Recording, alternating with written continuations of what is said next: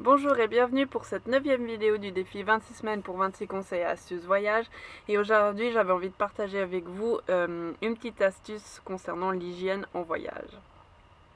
C'est vrai qu'on n'a pas tous la possibilité d'avoir une salle de bain ou un point d'eau dans notre véhicule, dans notre van, ou même si on voyage sac à dos, ça peut être un peu compliqué si on ne dort pas tous les jours dans des hôtels.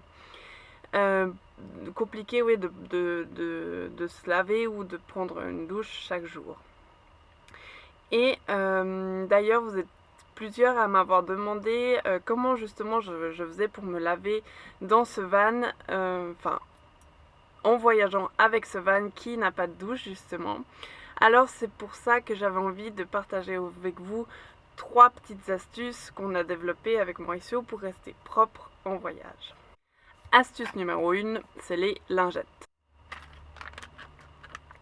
Et oui, les bonnes vieilles lingettes. Elles sont super pratiques pour se laver les petites parties, par exemple le visage, les pieds, les mains, les aisselles, juste avant d'aller au lit si ça fait 1 ou 2 jours qu'on ne s'est pas lavé, enfin qu'on n'est pas trop sale. C'est super pratique, ça va vite, simple et efficace et on peut le faire tous les jours, c'est ça. Enfin, généralement, vous trouvez des offres avec immensément de packs pour les bébés. Ça coûte rien et ça prend pas de place et c'est super. Astuce numéro 2, c'est de trouver des douches publiques dans les villes ou dans les villages. Cherchez des douches à l'aide d'applications comme par exemple Campermate pour l'Australie. Vous voyez les douches chaudes ou les douches froides en bleu. C'est super pratique. Généralement, dans les villes, il y a toujours une ou deux douches publiques gratuites. Des fois, elles sont payantes, ou vous devez laisser 20 $ ou 10 $, enfin juste que vous allez récupérer à la fin.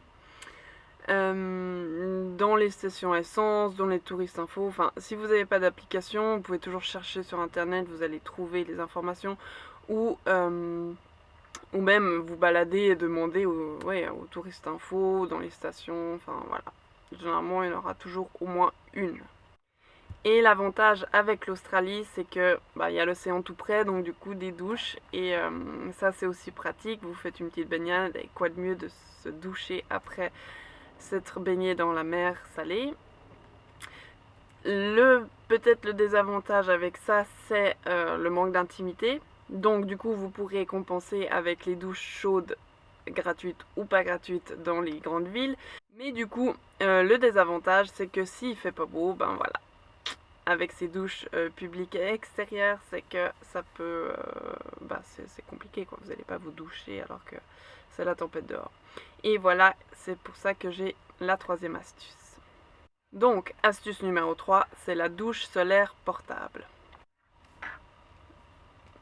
Donc en fait, le principe de la douche solaire portable, c'est que vous la remplissez d'eau, vous la faites chauffer au soleil. Il y a des explications généralement. Ensuite, les explications, je veux dire le nombre d'heures pour le nombre de degrés. Et ensuite, vous mettez la petite douche comme ceci. Et vous avez l'embout là, un peu comme un arrosoir. Mais super pratique, hein. Il faut juste savoir le mettre assez haut. Parce que du coup, vous pouvez pas plier le truc. Donc vous l'accrochez à un arbre ou quoi que ce soit. En Australie, vous allez en trouver partout. Ça coûte 10 $. Là, elle nous a coûté 10 $. C'est 20 litres la capacité. Vous en avez des plus grandes, des plus petites. Un peu à tous les prix, mais au moins c'est super pratique. Vous la rangez comme ça prend pas de place. Et puis ça lave bien, il y a une bonne pression si vous mettez assez d'eau. Et le petit plus, c'est que vous pouvez acheter, vous en trouverez partout aussi en Australie. Après, je pense que dans les endroits un peu camping, il y en aura souvent, surtout dans les magasins spécialisés. C'est des cabines en fait pliables, genre une tente en fait pour la douche en fait. Comme ça, vous êtes bien, vous avez votre intimité. Et vous en fait vous suspendez en haut, vous la faites tomber parce qu'elle c'est ouverte, c'est une des tentes ouvertes. Et comme ça vous pouvez vous laver tranquillement. Le seul point peut-être négatif avec cette douche portable, c'est que suivant où vous êtes, comme par exemple dans les villes, vous n'allez pas vous laver au milieu de la rue, quoi.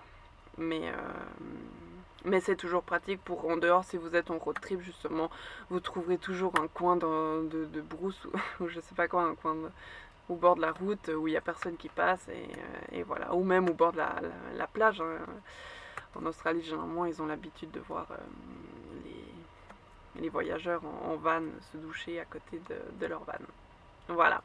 Donc du coup, c'est tout pour aujourd'hui. Je vous dis à la semaine prochaine pour une nouvelle vidéo astuces et conseils voyage. À bientôt.